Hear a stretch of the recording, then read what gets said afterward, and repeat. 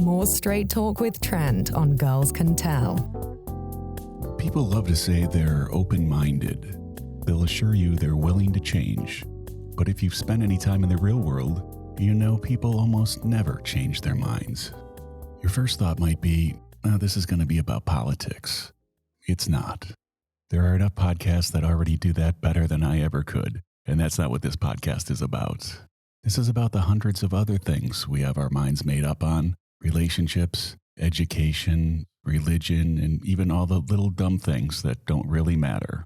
So, can people really change their minds? Or is that just something we tell ourselves to feel better, like we have a say in it?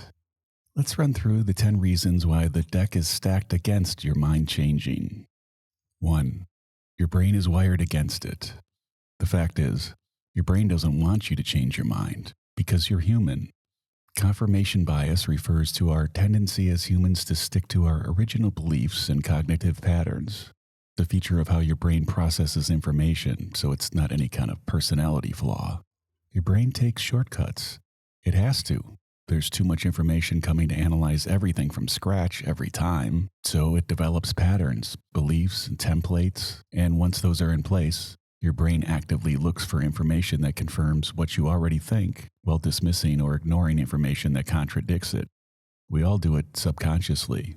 You don't see reality, you see a version of it filtered through beliefs you've already locked in. 2. Research shows people form opinions based on emotions like fear, contempt, and anger, rather than relying on facts. You think you've arrived at your beliefs through logic and reason. You didn't. You arrived at them through feeling, then found facts to justify those feelings after the fact. That's why facts alone rarely budge anyone on anything. When you ask someone to change their mind, you're not asking them to change their opinion. You're asking them to change who they are. People don't hold strong beliefs because they thought them through and heard both sides of the argument. They hold them because those beliefs are a large part of their identity. It's how they fit into their group and how they explain themselves to themselves, how they know which tribe or group they belong to. If you're a vegan, your stance on meat is proof you're compassionate. If you're a hunter, your views on animal rights prove you're practical. When someone challenges those beliefs, your brain doesn't hear, "Hey, here's some new information." Your brain hears, "You don't belong here and your people are going to reject you." That's why people would rather die on a hill than admit the hill wasn't worth standing on. Changing your mind feels like social suicide. 3.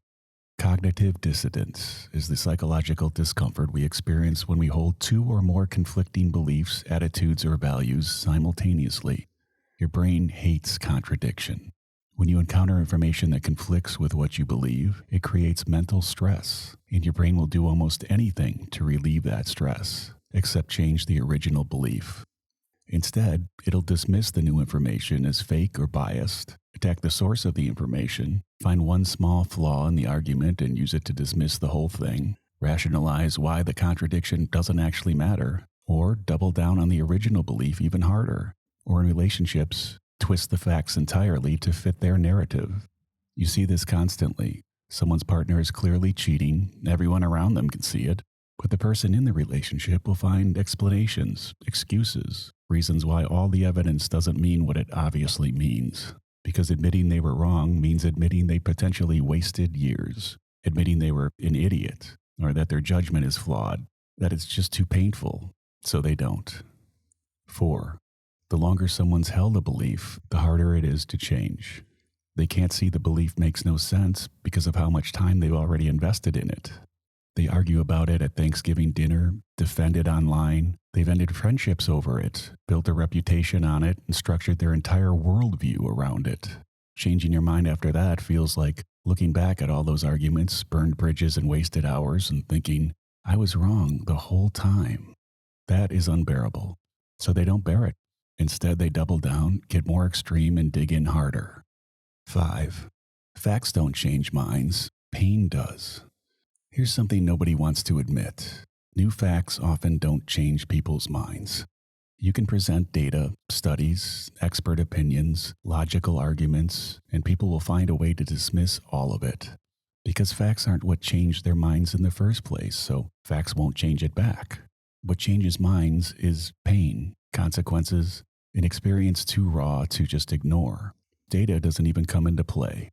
The alcoholic who finally gets it after the 8th DUI, the person who reconsiders their health choices after a heart attack, the guy who insists he's right in every relationship until he's divorced alone and wondering why nobody stayed. They only changed because reality beat them into submission. People who've spent years insisting they were fine, their habits were fine, their relationships were fine, until something catastrophic happened. Only then, when the cost became unbearable, did they finally admit what everyone around them had been saying for years.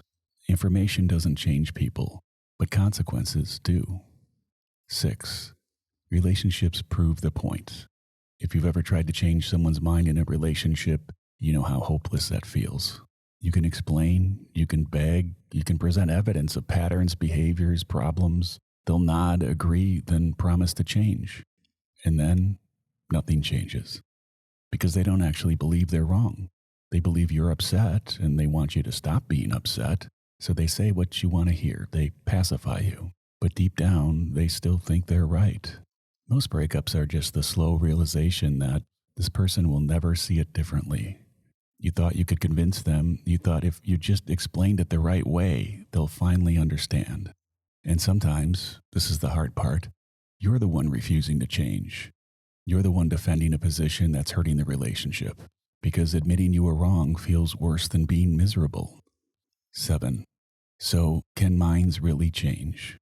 Yes, but it's rare, and it usually requires one of 3 things. First, humiliation or failure so big you can't ignore it.